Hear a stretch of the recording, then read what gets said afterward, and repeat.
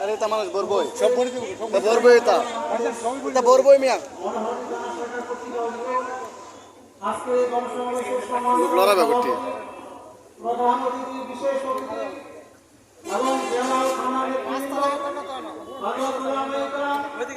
এবং নরহট্টি উপজেলা সহ জেলাবাড়ির প্রত্যন্ত অঞ্চল থেকে আগত তৌহিদ জনতা, আমি প্রথমে আল্লাহ তাআলার দরবারে শুকরিয়া আদায় করছি যে আল্লাহ রাব্বুল আলামিন আমাদেরকে তার জমিনে তার কোরআনের আইন হাদিসের আইন বাস্তবায়নের লক্ষ্যে আজকে এই গণসমাবেশে উপস্থিত হওয়ার তৌফিক দান করেছেন।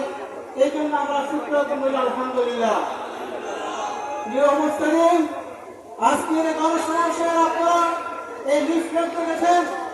এই লিফলেটে আমাদের লেখা হয়েছে বিগত 16 বছরে এই দেশের মানুষ যারা স্বাধীনভাবে বসবাস করার কথা ছিল তারা অনেকে খুন হয়েছেন, অনেকে খুন হয়েছেন।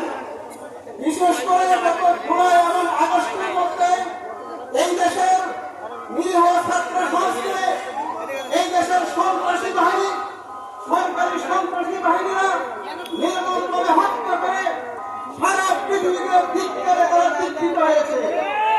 প্রিয় ভাইয়েরা আমার, এই সন্ত্রাসীকে সরানোর জন্য এই দেশের রাজনৈতিক কলেজ এবং প্রাইমারি স্কুল মাদ্রাসা সর্বস্তরের জনগণের সাথে উলামায়ে কেরামের বিশেষ ভূমিকা ছিল। শহীদের যে তালিকা আমরা দেখতে পাই সেখানে আমাদের ভার্সিটির ছাত্র, কলেজের ছাত্র, মসজিদের ইমাম, মাদ্রাসার ছাত্ররা শাহাদাত করে করেছেন। আজকে গণসমাবেশ থেকে আমরা এই জুলাই এবং আগস্টে ওই বিষয়গুলো ছাত্র আন্দোলন, জনগণ আন্দোলনে যাদেরকে শহীদ করা হয়েছে সেই সমস্ত খুনিদের ফাঁসির দাবি আমরা জানাচ্ছি। আপনারা কি একমত? প্রিয় ভাইরা, আমার কথা লম্বা করবো না।